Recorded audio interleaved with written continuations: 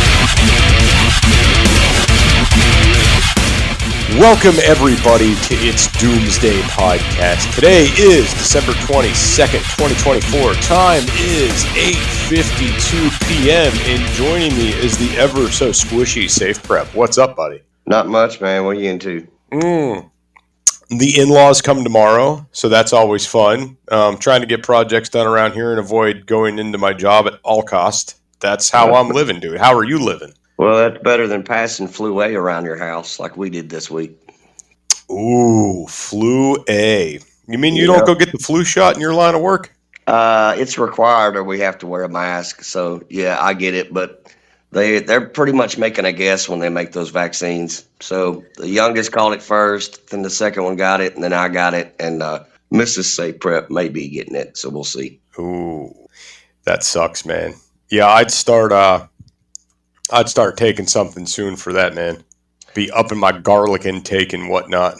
I'm on the other end of it, so I'm better. Gotcha. Okay. So, ladies and gentlemen, tonight's show is going to be on the firsthand account experience, my experiences of Helene, Hurricane Helene. And I'm sure everybody out there has been kind of waiting to hear from me, knowing that I live in an affected area, knowing that I am a preparedness person. I do the podcast and other things, and so I'm kind of betting there's people out there who do want to hear this, right? Absolutely. So, ladies and gentlemen, this is going to be a two-part episode.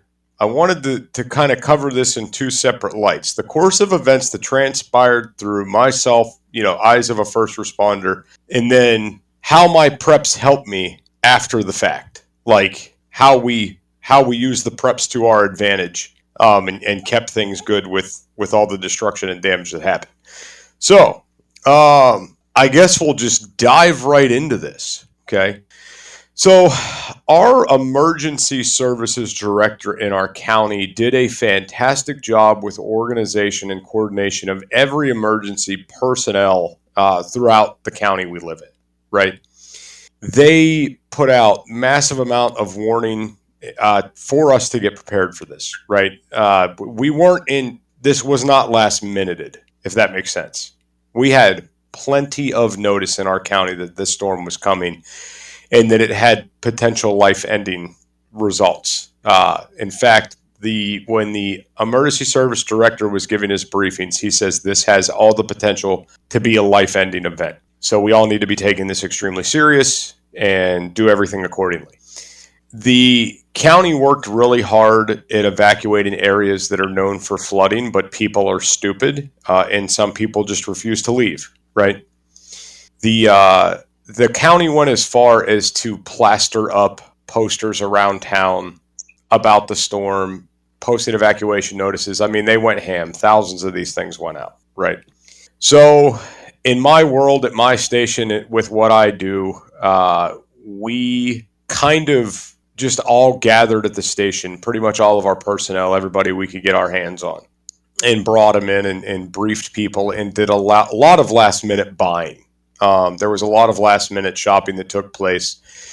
One of the big things was food. We bought a lot of food for our responders. Okay. We kind of wanted to have it be to the point where you didn't have to worry about were you going to eat? We had food ready. Things like soups and sandwich making materials and like snacks and, Little Debbie cakes and things that if you just needed to throw some calories in your mouth to regain some energy, you could do that and then run back out the door, right?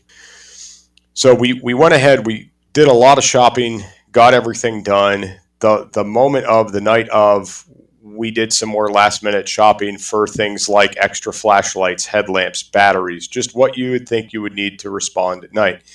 And I find it funny. At the time, it was almost like I had to beg to get approval to go buy batteries and flashlights. Like those were things that, like nobody's going to get in trouble. Nothing bad's going to happen to them at night, right? We should be okay. So I just thought it was really odd that was like kind of like, poking the bear, like, hey, can I run down to Harbor Freight and buy some flashlights? Can I get the card to go do that kind of thing? So went ahead, did that, made sure all of our water equipment, life vest, stuff like that, everything was in working order, all the water equipment, and made sure that all our staff had a place to sleep, this, that, the other, because it was a mandatory call-in for our department. Okay, so we had cots and air mattresses and everything set up everywhere with everybody staying at the station. It was like camp, right? Like all of us guys are there together. It's like a big camp out. It's fantastic. I had a blast. We were all taking bets on when the storm would initially hit. The night of going into the early morning hours, it was just rain. Like nothing had transpired yet. Now, I probably racked out about midnight before the storm hit. About 6 a.m. to 6:30, somewhere in that neighborhood, my boss grabs me and says, hey, get in the truck, we're going. And I said, okay. Now, mind you, we stayed up all night with briefings and doing team building, who was going to be where, whatnot. That got blown out of the water first thing in the morning. The chaos ensued at 6:30 in the morning.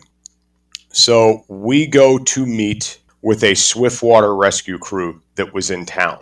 The mutual aid we had before the storm even hit was fantastic. Our emergency services director really knows his shit, man, and made sure we had resources from all over the place before this storm even got here. So we go to meet with the swiftwater team, and we're there just talking to these guys. The first call came out around 7 to 7:30 in the morning. The first 911 call came out. We try to go to this call, and this is as the storm is hitting. The rain is coming down. The wind is heavy. There's trees falling in the roadway. At one point, we are in the roadway with the fire department in the pouring rain trying to cut trees out of the road. Access immediately got cut off to everywhere. Power was cut off. Phones were down. Everything, like all at once, immediately. So we are now in a position, and it took us about 30 minutes to realize this. We have no power throughout our county. We have no phone lines throughout our county, like no hard lines, okay? And then all of a sudden, all at once, all of our cell phones went down, okay? So cell phones went down, and the only carrier that was still up and running was T-Mobile. Once we realized all the cell towers were down, we lost our comm center as well. Our 911 communication center flooded, and comms had to be relocated. And when comms went down, we had almost 100 active 911 calls when comms went down. So nobody knows. I don't know if anybody truly knows. Maybe some like people higher up do, how many 911 calls came in that were missed because our comm center went down, and how many we have no idea the amount of people that tried to call 911 that couldn't because there was no cell signal because all the cell phones went down. Okay. So you with me so far, Safe Prep? This is about and my list of notes. I made a few notes. Obviously, I'm listening to the story for the most part with some key things. It's been a minute since this happened. It's been a couple of months, and so just to remind people, y'all had, it wasn't just Helene showing up. Y'all had a tremendous amount of precipitation prior to it even getting there. Correct? Yes. So we had a lot of rain in the weeks leading up to this. So the ground was pretty saturated to start with, right? And I couldn't tell you, I couldn't even begin to tell you if it was like abnormal rain, like we had more than normal or we didn't have more than normal, like I really don't know. I would say it's probably the average amount of rainfall we get, but so the ground was saturated before the storm got here. So, Another thing, since Jeff just telling us from a point of a first responder, what we do as first responders on a daily basis is respond to emergencies.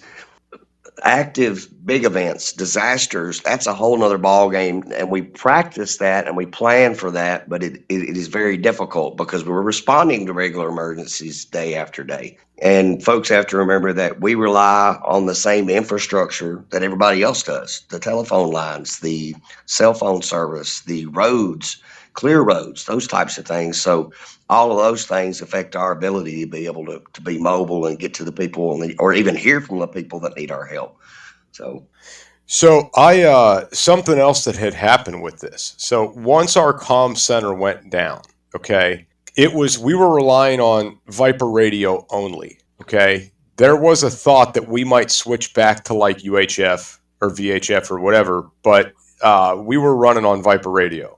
So what had happened, and I guess nobody had the forethought to think about this, and now I see a very huge flaw in the system. So cell phone towers kind of act as repeaters for the Viper radios, right? So the Viper can ping off cell phone towers and do different things, is my understanding of it. So whenever we had all these cell phone towers go down, it limited the capabilities of the Viper radio. So what we found for a few days after the storm with these down cell phone towers was, and with all the different people we had operating on all of these systems, you would get a busy signal over the radio. You could not key up. And then even if you were keying up, your transmission might not get through. So there was a lot of the time we were running, we had comms, but they just were not working as they should have been. Okay. Yeah. So at this point, this is the first day. This is what's happening, okay? And right now, in the moment of the first day, the storm finally passed by the afternoon, and going out into the world and just seeing the utter destruction that happened. My wife and kids ended up coming to the station because there was a tree blocking our road. We could not get, not the road, not our driveway, but the main road to turn in miles away from our house. You couldn't get to even in the direction of home, right? So long and the short of it is the tree was so big and it was over lines like nobody was messing with it. So for days, maybe even a week, that tree stayed there till people found a way to divert around it. So being that my wife couldn't come home, she decided to come down to the station. But it's good because we had power, we had water, we have backup generators at the station, so the kids could have a sense of normalcy. So getting out there after the chaos and the destruction when the storm passed and the sun shining again, the amount of down lines, down trees on houses. I mean, when 911 center came back up, it was repeat calls of landslide, entrapment, landslide, entrapment, landslide, entrapment, right? Just it was like it was on repeat coming out over the radio. And as this was taking place, we're trying to respond to these calls. In certain roads, you cannot get down because there's still trees in the roadway, right? And if you're on an apparatus that's not equipped to deal with down trees, there's nothing you can do. You're not going to walk. You can't get out and leave your apparatus and hike 10 miles in to go provide aid, knowing that there's so much other help that needs to be rendered, right? So it was a very hard point to be like, okay, we can't go this way. We got to try to figure out a way to get around. And it's like, if it takes us an hour to get there, are we even going to be doing any good at that point, or should we respond to something else? So just utter chaos was taking place during this first day, and watching people come out of the woodwork on that first day to start reopening roads. You had private citizens in the roadway with chainsaws reopening areas, right, to gain access again. So once the first day passed and the second day came along, it was like the first day on repeat, out responding to shit. Cell phones are still down. Everything's still down. No power, no internet. Everybody's just trying to get through. I eventually got requested to go to a certain area and got tasked and was given a few mission-specific things to do. and not by any means anything hard or crazy. But when I got out to this area where I was tasked to be, that's when I saw how bad the destruction actually was. I got to see the firsthand damage, houses missing, shipping containers like stuck in the river against trees that had floated away, seeing the remnants of where a house used to be, okay? Seeing a shed that somebody was living in with a mattress and a bed and a dresser, that came down in one of the landslides and just split open for the world to see that someone was living in this shed in the middle of nowhere, right? Mud levels, areas that were once roadways that I traversed that are now walk-in only areas because there's no way to get an ATV, a side-by-side, anything in, right? So I'm getting to see this destruction firsthand, and I'm assisting with extractions, okay, trying to evacuate these people and get them out of there. And this was before the big things started taking place. This is when the world was starting to know what happened in North Carolina. This is before it really got out there. Okay, this is the first 2 days. So the second and the third day, as I'm tasked to this area, the third day I really start to see this pick up and operations start happening. And I'm requested to be in this area, so that's where I'm at during the duration of the first week of this event. I helped assist getting 100 people off Black Hawk helicopters and documented them, people that were evacuated from areas that were inaccessible, okay? We had the guard flying in, MREs, water. I spent like 2 days solid just running back and forth to helicopters, taking off either supplies or people, right? And still had yet to go home and see what my house was like, to see what the destruction was like at my home, okay? So this went on, the crazy chaos of everything, and just basically running on, I don't even know, just running on pure adrenaline. It was the weirdest thing. Safe prep, I gained 10 pounds during the hurricane because I would eat every chance I got. Yeah. So I was packing on calories and just going nonstop throughout this storm. So we went ahead, kept pushing out that one operation with evacuations and stuff. Once evacuations were done, we started doing door-to-doors. And when we started doing door-to-doors and going in deeper areas, you saw more destruction. You saw how bad it was, how many more landslides there were. Places where we had to get out and walk because we couldn't get through places. At one point, it was me, 2 sheriff's deputies, and some dude from the FBI walking through the woods, going door to door, checking on houses, right? And when ladies and gentlemen, when I say this was an apocalyptic style event, like this felt like the apocalypse, I mean, we're dead in the water. There's no cell phones. There's no nothing. There's no power. At one point, me and a deputy are going through the basement of a fire department, searching for things we could use to mark houses safe. Like in the basement, rummaging through shit to find things that we could mark houses with to let people know, hey, this has been cleared, okay? Going in, shaking doorknobs and going into houses and making sure there's no people in there. Like just full on crazy. And I heard someone say during this event, when you work in emergency services, Safe Prep, this, they don't like cowboy shit. They like things to be done by the book, okay? Our superiors basically said, fuck that, it's time for cowboy shit. Let's do cowboy shit. And so that's what we did. Okay. Moving forward into the scenario, at one point in time, and I don't remember what day it was, but it was like private citizens started showing up in the masses, bringing trailers. Like some guy would take his race car trailer, like his enclosed 24-foot trailer, took out his race car and showed up with supplies to the ceiling. Everything from dog food to clothes, cleaning supplies, toilet paper. I mean, you name it, it was on these trailers, right? We had a guy show up with drones. I can't remember what the payload was on these drones, but the guy uses the drones to spray crops with insecticides and stuff like that. He just flies around farmers' fields and sprays chemicals all day with his drones. Shows up with a gooseneck trailer. The gooseneck trailer's full of gas and bottled water. And he shows up with his amazing, crazy, awesome, could pick you up off the ground drones to help drone in supplies to inaccessible areas. Okay. At one point, we have a private citizen land at our base of operations with his own helicopter and drop us off a fucking Starlink so we could have communications up and running. So two things I want you to talk about briefly.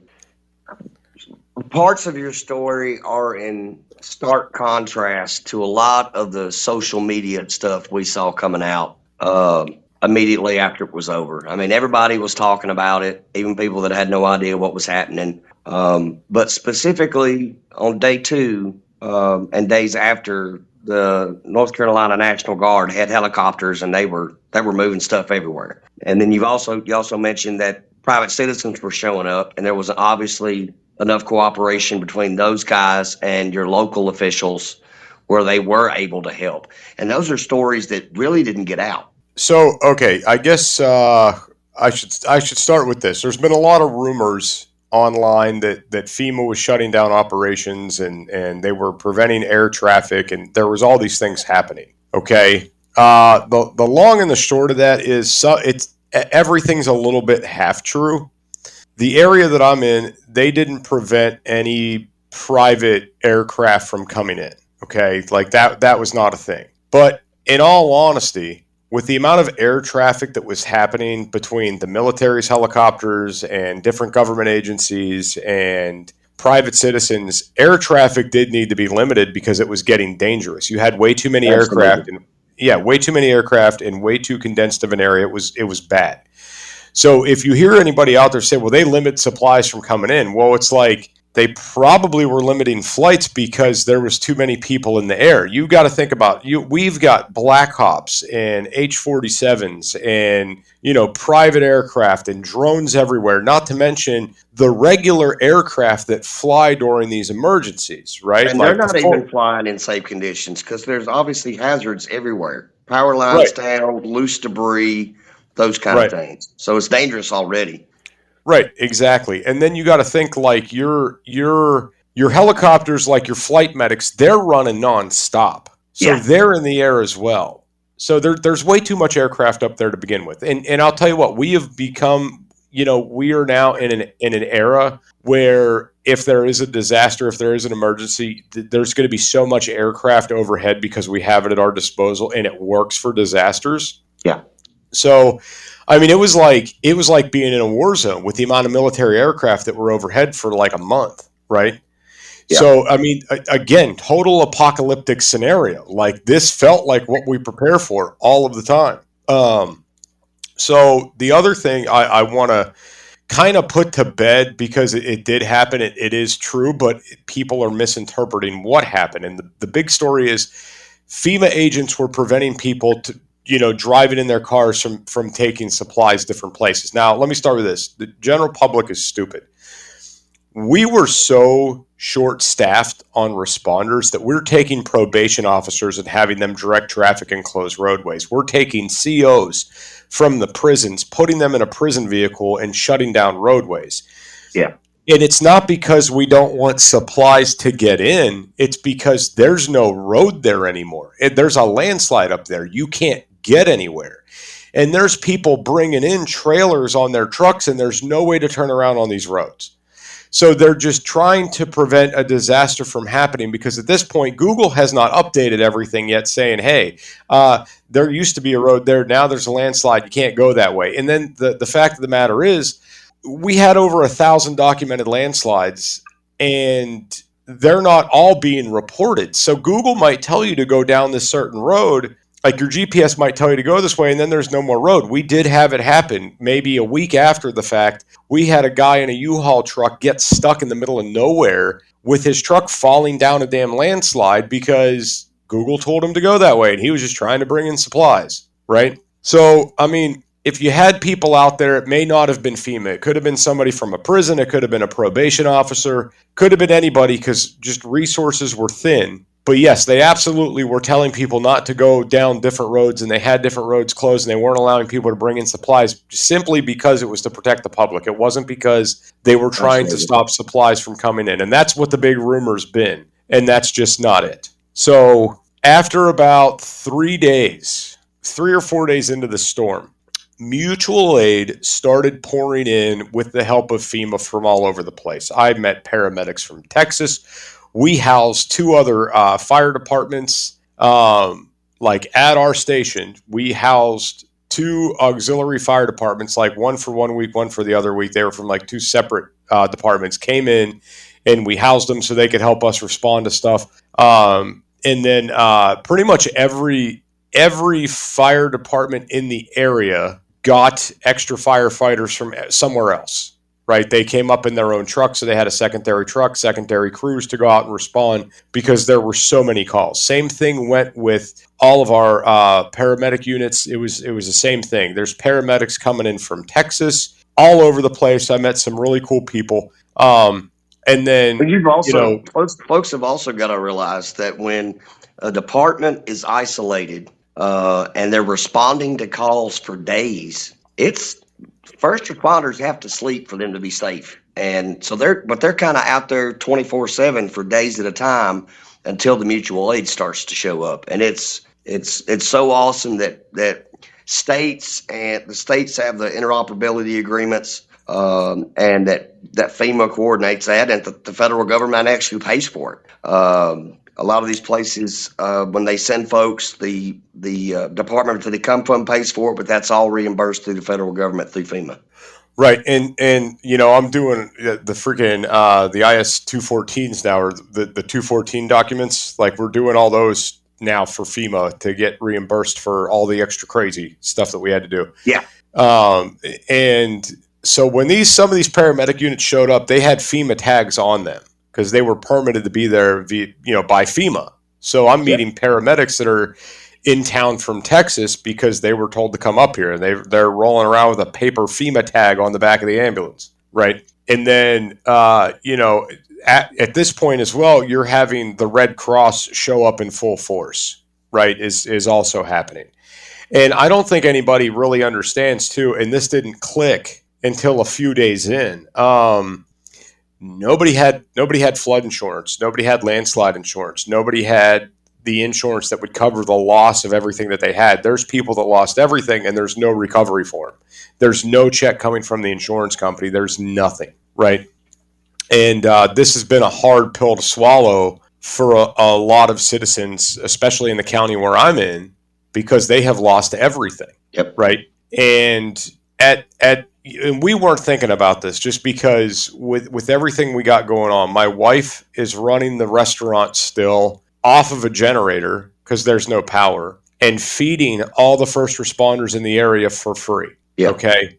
And this goes on for 2 weeks. We're just feeding all the first responders for free. And running, the restaurant with no lights, no power, just we've got gas so we can cook, and we're using a generator to keep the cold storage cold, right? Yeah. And so the whole community kind of rallied together in a sense and started really kicking ass and putting the storm in its place and saying, okay, we can handle this. We can all work together and we could get this done.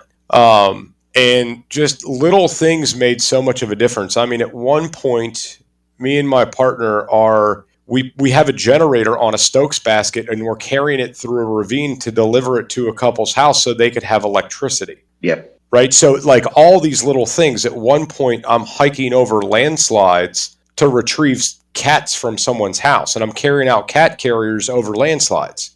Right. So at one point we had a rescue incident where we had to rescue a horse that was drowning. Jesus. So I mean, yeah. So it was big stuff and it was little stuff, man. Like it was the little insignificant, like, let me take a ride up here and bring this one guy who's not leaving some MREs and a couple cases of water, to the next minute, you're doing this big crazy thing, and then, going to get some dude's cats, so it's all over the place. Or, like I said, I'm getting people off the helicopters and I'm just documenting, who are you with? Do you have a contact number? Blah, blah, blah. What's your first name? What's your last name? And just documenting. Did y'all have any legitimate security concerns or concerns for your own safety as far as criminal activity or threats or looting or anything like that? Yeah, so certain towns had to institute curfews. You weren't supposed to be outside walking the streets after 9 p.m. And I think that eventually just basically got moved to, I think, just like dark, like it was dark, you couldn't be outside kind of thing. So we had that happen. As far as security concerns with ourselves, I'll tell you what, all of us were armed. Every single person was armed. Citizens were armed. Responders were armed. Everybody was carrying. North Carolina, baby. Yeah, every single person was. So I mean, with the amount of guns that you had floating around, if anybody wanted to fuck around, some shit would go sideways. Yeah, it'd go sideways real quick. But something that I did notice was people quickly seemed like they were getting off their meds and becoming mentally unstable without the conveniences of electricity and TV and internet and phones. Like people started losing their minds. So the amount of calls we got that were, mental related, it seemed like those were on the rise initially, right? And it's crazy. I mean, without going too much into detail, like I would run into somebody, they'd be fine. An hour later, they're not fine, and there's a call about that person. So those are the kind of things that were transpiring. Okay, and after about the fourth day in, let me start with this. Private citizens showed up with their own like excavators, bobcats, chainsaws, side-by-sides before the DOT even was on site. I don't know where the fuck the DOT was, okay? But I saw private citizens before I saw the DOT. That's all I'll have to say about that. So also at this point in time, you're having floods of outside contractors and businesses coming into the area, okay, to repair roads, landslides, cut up trees off power lines, and power workers and all these people that are coming in from everywhere to come in and help start to rebuild after about the fourth, fifth day in.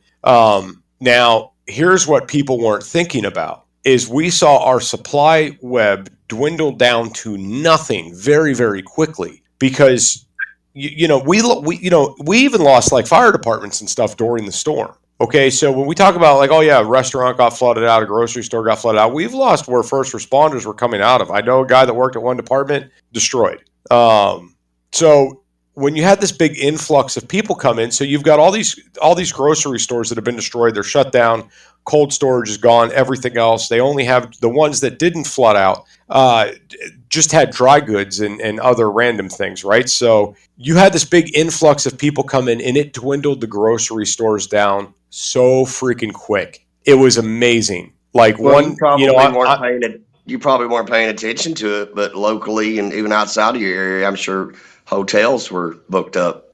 Oh yeah. So what was pretty crazy was I was at the grocery store the day before it hit.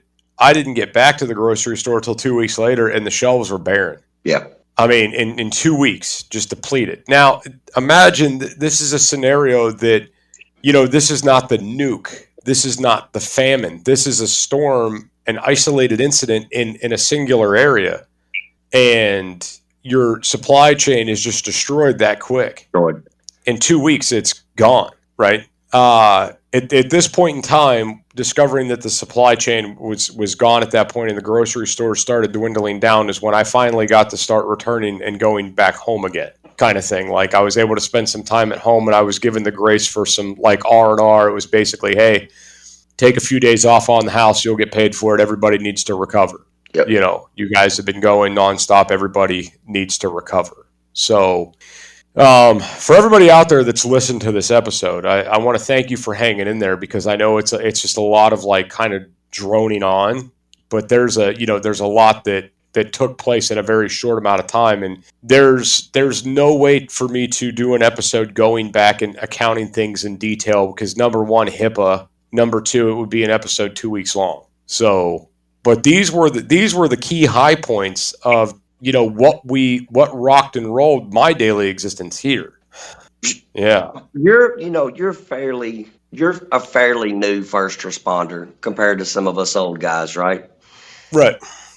Tell people what a privilege it is to be able to one that gets called to go help people like that in a situation like that and have the training and the know-how and the ability to be able to help when your neighbor needs help. I know a sick part of you, because we're all a little sick, enjoyed being the one that got to help. Okay, so I was told I'm not supposed to say this, but I'm sick of not saying it. I had an absolute blast I know you did. getting everything I got to do during the storm. Yeah.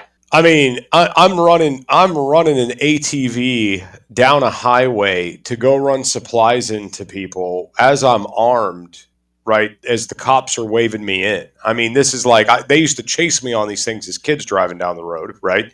And now here we are. We're getting waved on to go help out in a disaster, dude. It was a blast, man. First responders, we don't ever wish harm or disaster on anybody, but if it happens, we want to be at work. We want to have the opportunity to use the skills that honestly don't get used every day to help people that are in the most need. And that's what you got to do. And you got to do it early in your career, which is pretty cool. Right. Yeah, I agree. Like, dude, when I was like, full-time security contractor and stuff, when these storms hit, they just basically sent us home during the storm. Then afterward, that's when we were pulled in.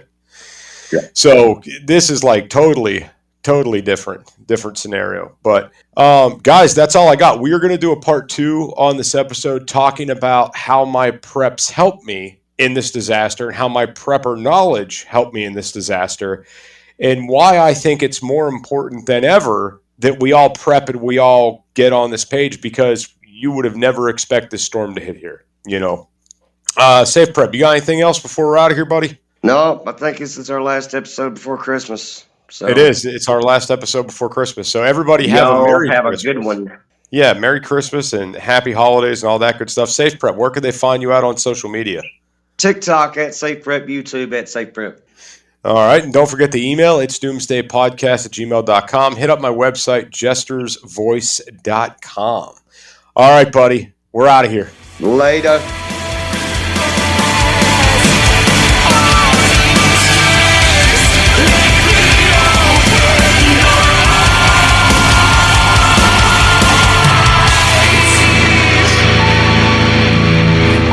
This is an emergency action message. At approximately 1 a.m. Eastern Daylight Time, NORAD is tracking 15 ICBM nuclear missiles inbound to the following cities: Orlando, Miami, Pittsburgh, Dover, Newark, Richland, Philadelphia, New York City, Baltimore, Los Angeles, Las Vegas, Boston, Seattle, Detroit. This is an extremely deadly situation. Stay tuned. The next emergency message will be a presidential address.